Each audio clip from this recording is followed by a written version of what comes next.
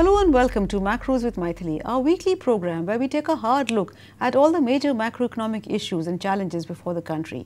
Well, if there's one challenge that's been with us for decades and judging by the latest reports, looks like is going to remain with us for an indeterminate future, it's the black economy. The latest scheme under which all those with black money abroad were given a 3-month window from July to September to declare their assets or income in return for a promise that they would not be prosecuted and would also be given time to pay the penalty has yielded all of 4,147 crore from just 638 cases. Though there is no consensus whatsoever on the total size of the black economy, almost everyone would agree that this is a mere drop in the ocean. Is the issue really so intractable, or is it that no government, regardless of all the lip service that they give, is really serious about doing something? To discuss the issue threadbare, we have with us possibly the best brains on the subject. Arun Kumar, former professor, Center for Economic Studies and Planning, School of Social Sciences, JNU, who has been working on the black economy for more years than most of us can remember. Professor T.T. Ram Mohan of the Indian Institute of Management, Ahmedabad, and Mohandas Pai, Chairman, Manipal Global Education and former Director on the Board of Infosys. Welcome to the show, gentlemen. Arun, if I may start with you, last time when you were here with us on the show, you had said that the size of the black economy is roughly about 50% of the GDP.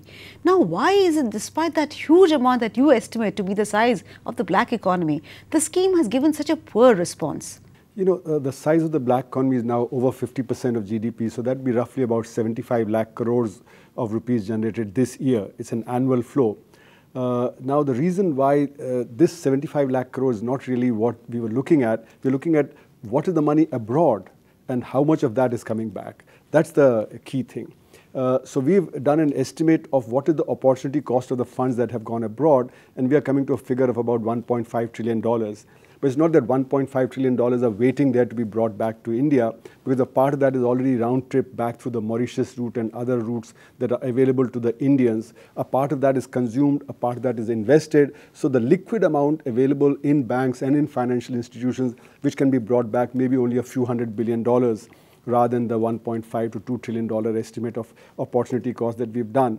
So it's this few $100 billion that was expected that in some portion of that would come back. But even that is not going to come back because, in a sense, when the money goes out from the country, it goes out through a process called layering. So you send the money to one tax haven, to the second tax haven, third tax haven, keep closing the shell companies so you cannot be tracked. And finally it lands up, say, in Switzerland or Cayman Island or Jersey Island or one of these big tax havens. So when the money goes to, say, Switzerland through, say, Jersey Island, it's called British money rather than Indian money. And therefore you can't track it because the trail has disappeared in the meanwhile. So that's why what this scheme was supposed to do was it should have had a provision in which how would you track this money, that should have been incorporated, but that was not there. And second thing is that if you had taken money out by your own name, then you would declare your money so that you don't get caught later on. But all those who were experienced and who had taken their money out through the layering process, they did not have anything to fear from this. And that's why they would not reveal for other reasons also. So it's basically the smarter crooks didn't have to fear anything, and that's why the response has been so poor. But I think, Mr. Mohandas Pai, you don't quite agree with Arun on that. So what is your sense? Is it because there were basic flaws in the design? What is your sense of why the response was so poor? I think, first of all, the estimate about black money is grossly overestimated. It is not 75 lakh crores. The total GDP last year was 1 crore 25 lakh crores. The figures are there. And if you add 75 lakh crores, I think it will become an absurdly high amount. And if money has to be created in the black money, it cannot come out of agriculture because there is little bit of scope, not too much. It cannot come out of industry. Industry is about maybe 25% of India's GDP, and the 25% cannot be inflated 3 times. The service economy, if you look at the components, there are few places where they could be it, but it can't be so high. So first of all, I think we need to get our expectations down to what is real. I think the report given by Finance Minister Pranab Mukherjee, which spoke about black money, did point out that there are 2 areas where black money generation happens in a very substantial way, and that is real estate and in gold, and in other areas in manufacturing it happens. Now this black money bill which has come, I think, is very badly designed for many reasons. One, the tax that you have to pay and the penalty at 60% does not give you adequate protection for what you want, because you are away from the country, you have hidden the black money, and the government has no means to do that. Second, the enforcement mechanism in this country is so very weak. There's no way the government can identify people. There's no way the government can get the data to prosecute them. The government does not have a prosecution mechanism, and the court system does not work. There are no special prosecutors. There's no information flows. So I think it's totally ineffective. If we want to tackle the black money problem, we must improve policy for taxation in two areas, that is real estate and gold, and then set up a mechanism to gather intelligence, set up special courts, special prosecutors, get a lot of information, make a solid case, put some 20-50 people in jail and track them. If you're able to do all that, then of course the black money problem can be tackled. And lastly, 85% of the revenues or the income of political parties comes in cash at 20,000 rupees in receipts in all fake names, 85%. And if you look at the accounts of both the big parties, they're all wallowing in cash. The same people go to parliament and pass a bill for black money. I think it's totally ridiculous. So what has happened is just a, in my view, not serious at all, and I think it's just a big joke. Okay. Let me ask TTR. TTR, what is your view? Do you agree with Mohandas Pai that the design itself was flawed and government really doesn't have the wherewithal? So the whole issue really, the government is not serious about it. What is your sense? The problem is not, the design of the scheme per se. I mean, we've had various kinds of laws in operation relating to, tax evasion and, black money kept abroad, but those laws have not been implemented. So the problem is not with the design of the law itself, but the fact that, the people who matter, the people with the real black money, they have not been sort of intimidated by this law at all. They know that there are ways of beating it. And, that probably explains why most of the response has come from small-time professionals. And the money that has been disclosed is relatively small, and the tax revenue which the government has earned is also relatively small. And the main problem is that the people with the real big money, black money, whether it's kept abroad or in India, I mean, they don't have the fear of the law, they don't fear the authorities sufficiently to want to disclose it, no matter what scheme is designed, because they know that they have the protection of the political authority, and they have the protection of the bureaucratic authority. So it is these three elements getting together which account for the black money problem today. And therefore, no scheme, however well designed, can really tackle this problem. If I may just ask Arun at this point. Arun, TTR was talking about how there are some flaws in the scheme and the government doesn't have the wherewithal. But the fact is that in 1997, when we had a scheme, a similar scheme, the response was much better. And that was a time when the government had much less wherewithal. IT was not so developed. So what explains a much better performance then? Is it that the people have become bolder now? No, we should not compare the two schemes, because the intent was quite different. You see, our estimate is that only 10% of the black income generated goes abroad. Okay, 90% stays here. That scheme in 1997 was an amnesty scheme for declaring incomes and wealth over here in India. Whereas this scheme is about what is kept outside. So what is kept outside is only a tiny fraction of what is in India. Secondly, that was an amnesty scheme. There the tax rates were kept very low, because you could pay your tax on the historical value of the asset rather than on the current value. Whereas here the tax rate is higher and it's on the current value of the asset, and the tax rate has a penalty of 30%. That time there was no penalty, etc. So in other words, softer approach a much softer approach and a different kind of approach, I would say. And that's why you see the government had to go to the Supreme Court and give an undertaking that henceforth they will not have any other amnesty scheme, because the CAG report on that scheme pointed out that people have become habitual tax offenders. In the earlier 5 schemes, the same people had declared as in the 6th scheme. So they were used to making black income and then declaring it whenever the scheme came. And that's why. But the Mauritius route is like an amnesty scheme. You take your money out and then through round tripping, bring it back without paying taxes. So government actually did provide such a route. But let me also say at this point that we need to identify correctly where the black incomes are and where the black savings are. Real estate is not where the generation takes place, it's only where circulation takes place. You have to generate black income somewhere, and then in buying and selling, you transfer it to somebody. Similarly, gold is also an activity in which the circulation takes place, not the basic generation. Okay, so the real generation of black income is in vast array of the economic activities in the country, whether it's in industry, whether it's in the informal sector, formal sector, whether it's in the entertainment industry, whether it's in drug manufacturing, where, you know, all kind of false drugs and so on is there, whether it's in the adulteration of food items, whether it's, you know, so there's a vast array where black incomes are generated. And what is interesting is that this time, the people who have declared, they are professionals. They're not surprising businessmen. part, absolutely. Yeah. And that is because professionals who are relatively smaller compared to businessmen or politicians or bureaucrats, etc., they have taken money out in their own name, and that's why they were scared they would get caught. They were perhaps more apprehensive and not sure that they'd be able to buy their way through. So perhaps that explains Yes, that's another thing. Okay. But if you need to have fairly big sums of money to take out through a shell company, because each time you open a shell company, you have to pay $2,500 to $3,000 to the person who's opening it, etc. So, you know, the total cost would be in several lakhs of rupees. If you only have a few lakhs or few crores to take out, then it's probably not worth it. So the big fish, which takes it out through other mechanisms, they will be the ones who would be escaping this. Well, yes, there are a lot of problems with the Mauritius route and shell companies, but we'll discuss more on that after the break. Welcome back. You're watching Macros with Mythili, and we're discussing the poor response to the latest black money scheme. Mohandas, before the break, Arun was talking about the reason why, you know, we have so many shell companies and how it makes it possible for people to hide their income abroad, their assets abroad. Now, do you think that it is the Mauritius route that is the basic cause of all the problems that we have? And will things like the FATCA, BEPS and the renegotiating the treaty with Mauritius, will that be the answer? Well, I don't think Mauritius is the biggest challenge right now. Very less of the money that's coming into India is black money that's been taken out and comes to Mauritius. Because people know that if you come to Mauritius, SEBI will keep a watch, you can always track the money and you can use the money. Much of the black money that exists overseas is used overseas to make investment. I was in the Silicon Valley and people told me in California, some Indian has bought a very large vineyard. And he gave me a name. I don't want to repeat the name. So whenever I go outside, people come and tell me some Indian has bought this property, bought this company. There are many, many rumors, and I think the names we know.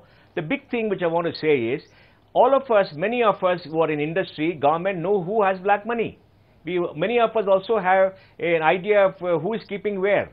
And there are ways to track it. For example, if you look at the 10 largest borrowers from the Indian banking system, you'll find that many of them are unknown names, new names, and they borrowed 30,000 crores, 40,000 crores. Somebody should ask them, where did the equity come from?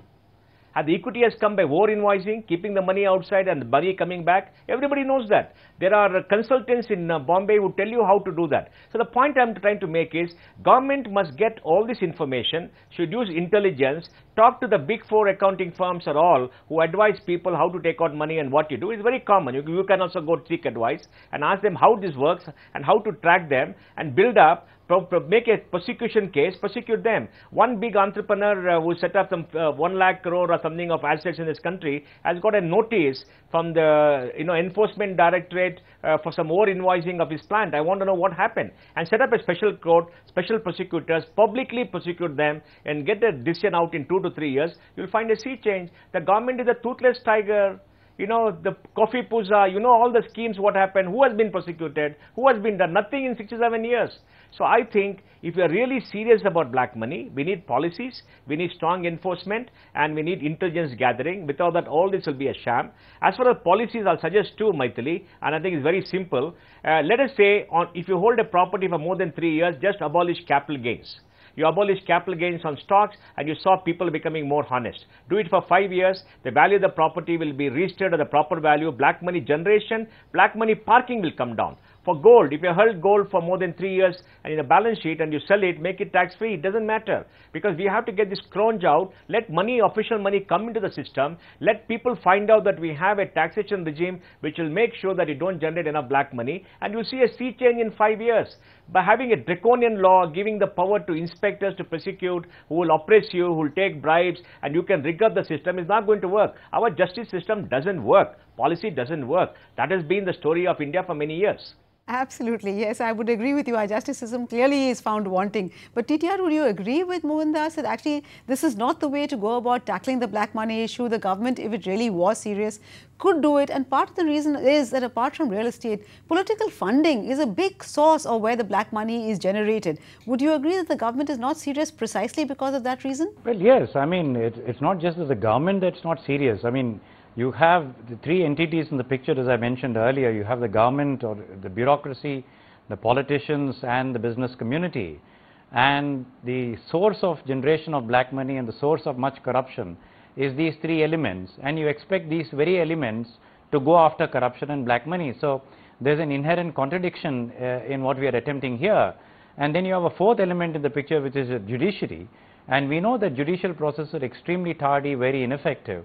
And therefore, given this overall political economy, it's more than a trifle unrealistic to expect these kinds of schemes to yield any substantial results. And I have to remind you that even if before the black money bill was enacted, we already had enough provisions in the income tax to go after foreign money, unaccounted for money stored abroad. We also had enough provisions in Foreign Exchange Act to go after this kind of money. And so if the governments earlier had been serious, they would have done what was required. And the whole point in coming up with this bill, I think a couple of reasons. One is, of course, for the government to show that it wants to make good on its election promise of going after black money. And secondly, I think some sort of amnesty or concession has been offered under the present scheme, and that is easier to sort of pass off than to have amnesty under the existing laws, because amnesty schemes have sort of fallen in disfavor and they are not sort of viewed generally very well, including by the courts. So the point about formulating this new law was to somehow sort of make this appear that there's a new effort that is being mounted, and is also to make it sort of make it successful. But in the very nature of things, these schemes are not going to succeed. And again, I would say that the distinction between black money abroad and black money kept within the country should be completely abolished, because much of what goes out as black and is stored abroad as black money finds its way into the country. So there's nothing like going after one or the two. You have to approach the problem, as they say, holistically. So, Arun, even if one were to approach the problem holistically and look at both domestic sources of black money, domestic stock of black money, and overseas stock of black money, given the fact that all these schemes just don't seem to work, should we forget about the stock of black money and just go after the flow, prevent future, black money flows from happening in the country? Is that a better way of doing it? No, as I think Professor Ram Mohan has been saying, the question is ultimately of political will. Do you have the political will to tackle the problem? And there are enough laws that you can actually tackle it here in India. And because it's, after all, the source is here from which the black money goes abroad and is stocked abroad or brought back here. Now, if you look at the last 10 years' experience, the Hassan Ali case came up in 2007. Nothing was done till the Supreme Court intervened. And therefore, what was said to be $8.5 billion on the hard disk of Mr. Hassan Ali had disappeared. And Pranab Mukherjee in his press conference said only $60,000 is left. Then the LGT Bank case, the Liechtenstein Bank, where Mr. Kleibe stole the data and gave it to German government, and German government offered it to Indians, British, French, etc. Indian government refused to take it. And the RTI that was filed was also not responded to. So how does one get the government to act? So unless the political will, and political will means people, unless the people rise up, and that's why you see the Anna Hazare movement and the Ramdev movement at the time when the government started worrying about it, and that's when they went in for the Lokpal bill. They also thought about the Supreme Court said SIT should be set up, etc. So only when people rise up and people begin to revolt against this, only then action comes. Without that, action does not come. HSBC data was not taken by the government till the Supreme Court intervened. And even after the HSBC data came, only 625 names were revealed.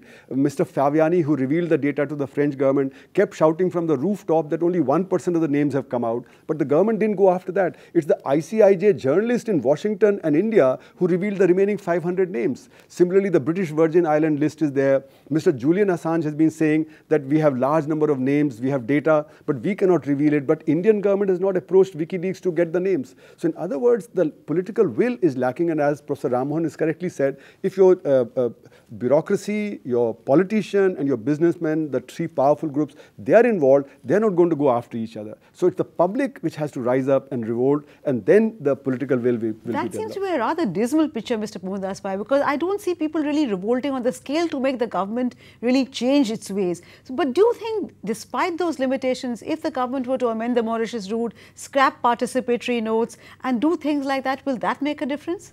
I don't think banning participatory note is going to solve the problem. I think it will be the wrong thing to do because a lot of genuine investment comes here through the participatory note. But why can't they come in through the FII route? Why don't they register and come rather than because they don't want to go through the registration hassle, because not many people trust the Indian government not to change laws, not to do anything. They want to be liquid. They want to come to the participatory note, sell if they want and get out. They don't want to stay here. I mean, look, let's understand one thing. The world doesn't trust India fully, especially after the retrospective tax amendment. Let's be very clear about that. We are not a jurisdiction where there's stable tax policy, stable administration, quick judicial decisions. It is really bad. And unless we change all that, they're not going to come. So I won't say all participatory note is black money. I think that will be a lie. I won't say that. Even all coming from Mauritius is black money. I won't say that. I think, the key thing is our KYC for things coming from Mauritius is quite strict. The process is quite strict. Now, all the data is available with the income tax department. They can go through, they can see what is suspicious based upon getting data from outside any other part of the world and pick up 2 or 3 people and prosecute them. Why is it they've not been able to find anybody to the Mauritius route to prosecute them publicly for bringing in black money? I mean, I don't think it's very difficult to trace that. So I think we make these vague allegations about participatory note, this and that, without getting into details. So we need an investigation. We need intelligence. We need experts who can track this. We need forensic accountants, forensic auditors to do all this. There is an art in doing this. In America, if the money is outside, don't get in, they track you, they finish you, they put you in jail and throw the key away. Are the Indian government able to do that? We don't have an intelligence gathering mechanism. We don't have any forensic accountants in the government. It's so pathetic. We only harass good people in this country, but the bad people get away. Mythili, this is not going to work till we set our house in order. Okay. But I'm afraid we're all running out of time. So TTR, if I can ask you to give me a quick comment that though Mohandas Pai talked about the lack of information, need for intelligence gathering, now that we have BEPS and we have exchange of information, the agreement, India is a participatory to that, will that change things? Will the government have more information and have the necessary wherewithal to go after all these defaulters? Mythili, you can have much better information, you can lower tax rates and create better incentives, you can simplify regulations, you can do all these things, and yet black money will be there because it's easy for people to simply get away with it. And if you look at the most basic problem which black money creates, which is that it deprives the government of tax revenues. I mean, even otherwise, even in the advanced world, you may not have black money, but you have companies doing tax evasion, which is cleverly planning the tax in ways in which most of the profit is shown abroad, and therefore they end up paying very little tax. This is a problem which the US administration is trying to come to grips with through international coordination. So I would say that tackling black money or tackling terrorism or any of this requires international coordination plus political will on a scale, and we are on a scale that we are nowhere near attaining. So I think, so you're not very optimistic. It's simply a lost cause at the moment. Okay, so would you also describe it, Arun, as a lost cause, or would you think that since all countries are now suffering, to greater or lesser degree, there is hope that ultimately we will find a solution to the problem?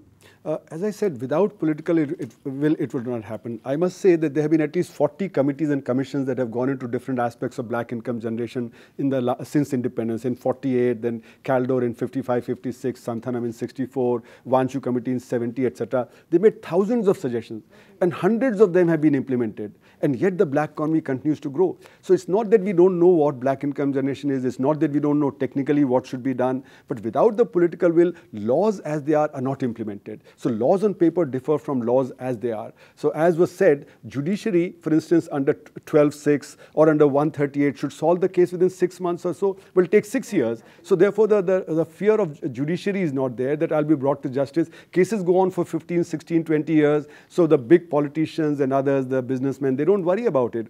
You can see that audit doesn't work. In Satyam case, the internationally well-known auditors missed 6,000 crores worth of fixed deposits. How is that possible? But of course, Satyam ultimately had a happy ending. But what I'm saying is that auditors mixed 6,000 crores worth of, so therefore auditors are also part of the problem. So therefore the entire elite class in India is involved in this black income generation, doesn't want to axe his own feet, and therefore unless they decide, and you see what I would like to point out is that businessmen are also losing because the black economy lowers development in the country. It lowers the rate of growth of the economy. So if the economy was to grow faster, even businessmen would benefit. So it would be a win-win game if we tackle the black economy. But for that, they have to come to a proper political understanding first. So let me ask Mr. Pai. Mr. Pai, I'll give you the last word. Do you have something slightly more optimistic to add, or do you also have the same gloomy picture and the view, very little hope really of tackling the black economy problem?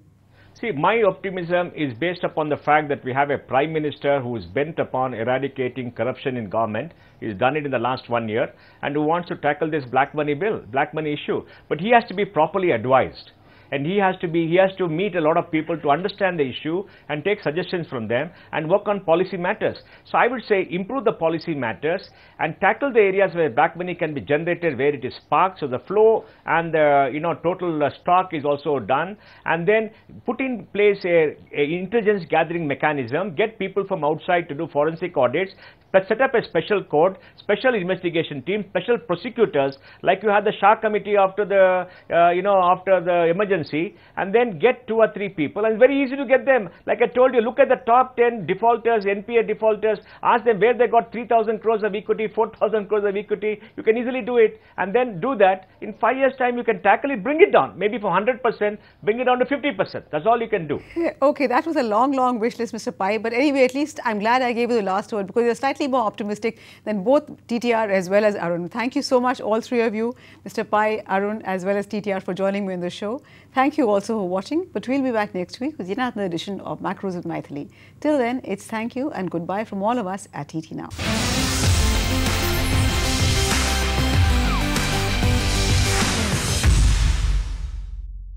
Find us on Facebook at facebook.com/etnow, and don't forget to click the like button. You can also follow us on Twitter at etnowlive. To stay updated with all our programming, hit the subscribe button on our YouTube channel by logging on to youtube.com/user/etnow.